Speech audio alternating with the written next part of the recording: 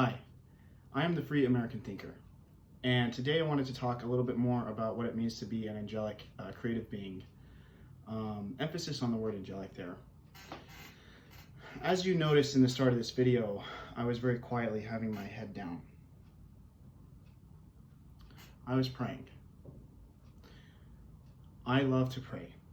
Without prayer, I wouldn't know what to say about anything in this world. I want to talk about prayer and what it means to be an angelic being, because what I was praying about right there was I was asking God to help guide me in this mission and journey to create videos and content like this, because that is the whole point of prayer and meditation and reflection and quietness and stillness. With the great ability and power to create things, you also have the ability to destroy things. There are other subjects we need to talk about that later, but that can go into other statements of other ideas of good and evil and the idea of Lucifer, which is a no-go. You do not want to go towards that entity. To be an angelic, you want to stay with God. To be an angelic creative being, we are people where we have thoughts and minds, and we literally create the world that we live in, how we want it for each other. And that can either be in towards center of God, or it can be away. And I wanted to give you an example of, just real quick here, there's a special thing I wrote about it, of what that looks like, and understanding the power behind that. Because the idea of angelic is the idea of angelic, right? If there is a God and an infinite source, when people talk about angelic realms, what does that mean? Angelic realms are what? They sit above our lower third dimensional dense plane, but they're not God, and they will never be God. Only God will be God. But they are angelic realms. They are realms of dimensional consciousness, of existence, that are moving up towards God, towards infinity.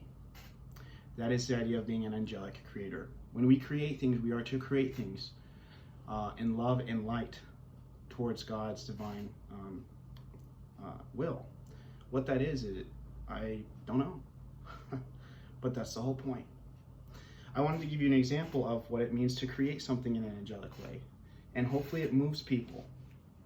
I'm going to create an image of a person. Very simple image. You might laugh when you see this, but it's a very positive image, right? Maybe he has a thumbs up dude attitude. I just created this picture. Just a guy, thumbs up, with a smile. That's a positive creation. I wanted to create another picture of a beautiful family.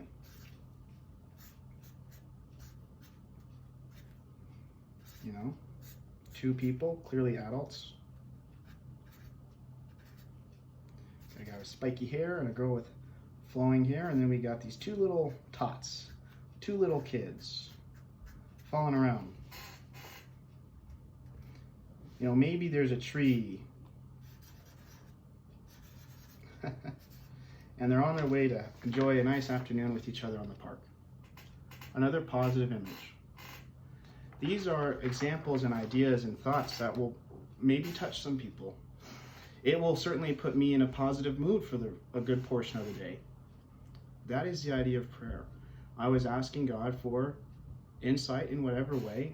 Maybe it comes to me today. Maybe it came to me for this video. Maybe it doesn't come to me now. Maybe these were just some thoughts of mine. But maybe it comes down the road or in pieces. That is the idea of positivity and angelic creation. We are to strive to always build in a direction upward towards God in love and light. And we are not perfect. We will make mistakes, and that's okay. We are humans and we have constraints in this world. But I wanted to talk about what that means, because our purpose in creation is to work with the heart katra.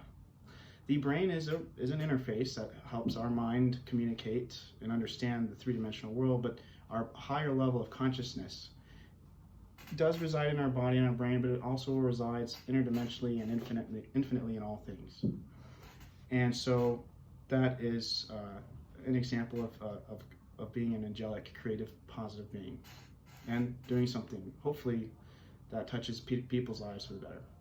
God bless. The truth is inside of you.